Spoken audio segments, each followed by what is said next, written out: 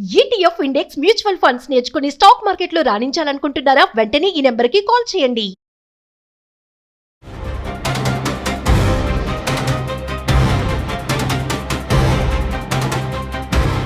నమస్కారం అండి, నేను మీ నడ్డి రవికుమార్ని. సుమన్ టీవీ విషయంకు పునఃస్వాగతం.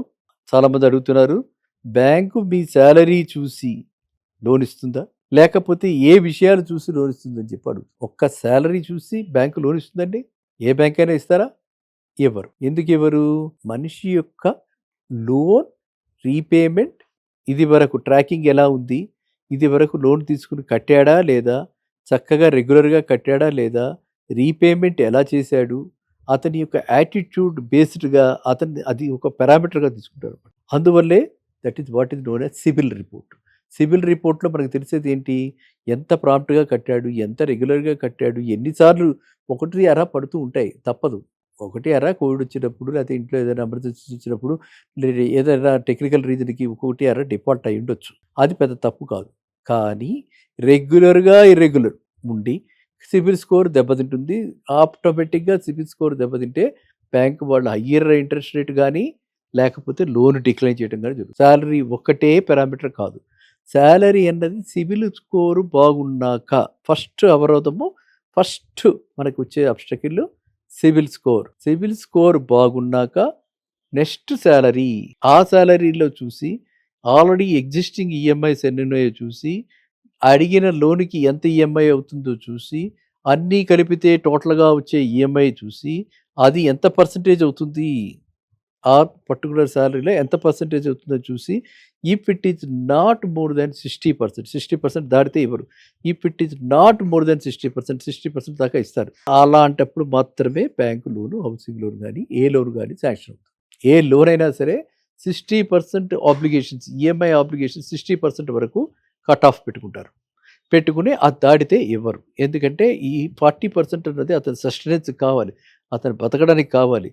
కాబట్టి అది అలా పక్కకి పెట్టి బ్యాంకు వాళ్ళు సాటిస్ఫై అవుతారు అనమాట. అంటే ఇతను కట్టగలుగుతాడు, ఇతనికి కెపాసిటీ టు రీపే అంటాం. కెపాసిటీ టు రీపే ఉంది. ఓకే, ఫస్ట్ క్యారెక్టర్ ఉంది, నెక్స్ట్ కెపాసిటీ టు రీపే ఉంది, కాంటాక్ట్ బాగుంది, కాబట్టి అతనికి లోన్ ఇస్తాడు.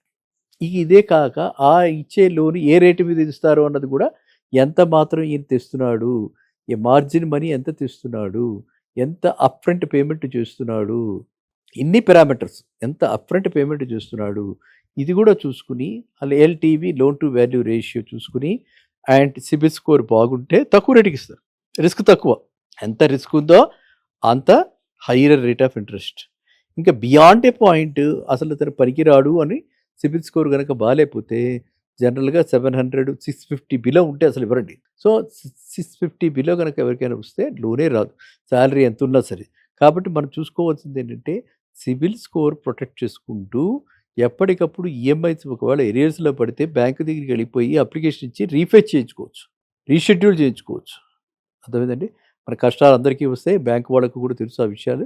సో మీరు ఏ బ్యాంకు తోటి అయితే మనకు లోన్ ఉందో, ఏ బ్యాంకు తోటి మనకి అకౌంట్ ఉందో, వాళ్ళతో మనము ఇవి సత్సంబంధాలు, రిలేషన్షిప్ మేనేజర్ కాన్సెప్ట్ అన్ని చోట్ల వచ్చింది.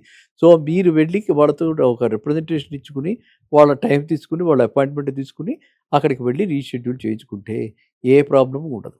మీరు ఎంత భారం వేయగలరో, సార్ నాకు ఇదివరకు 2 లక్షలు వచ్చేది, ఇప్పుడు తగ్గింది 1.5 lakhs salary, so kindly reduce my EMI by extending loan tenure, ఇవ్వండి, jolly well they will accept. Okay, so ఇక్కడ ఏంటంటే మనకు న్యూనత భావం పొంది మనం ఎట్లా అయినా కట్టాలని కట్టుకుందామని చెప్పి అనుకుని మళ్ళీ కట్టలేక అనవసరమైన కష్టాలు కొని తెచ్చుకుంటున్నాం. So be transparent, create trust in the bankers.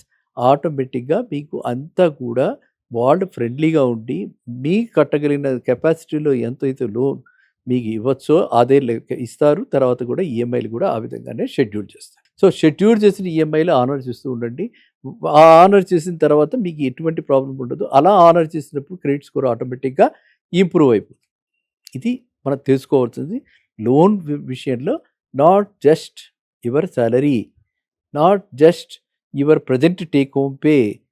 It is first thing CIBIL, next thing capacity to repay out of salary, considering existing EMIs.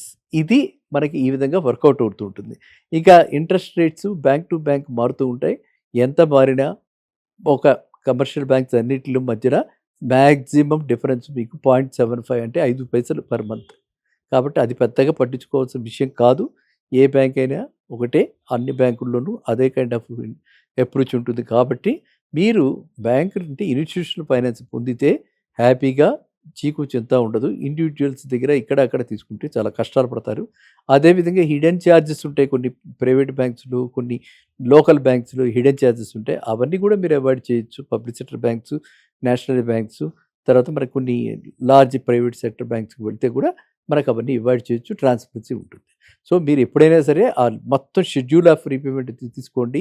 ఏ లోన్కి ఎంత అవుతుంది, షెడ్యూల్ ఆఫ్ రీపేమెంట్, ఎలాంటి ఛార్జెస్ ఉన్నాయి, వాళ్ళ ఇన్స్పెక్షన్ ఛార్జెస్, యాన్యువల్ ఛార్జెస్, ఏ రకమైన charges levy చేస్తారో అన్నీ తెలుసుకుని ఆ విధంగా మీరు చేస్తే చక్కగా మీరు ఆనందంగా ఉంటారు. ఇటు ఒక పక్కన వెల్త్ క్రియేట్ చేసిన వాళ్ళు అవుతారు. ఒక పక్కన ఎసెట్ వాల్యూ పెరుగుతూ ఉంటుంది.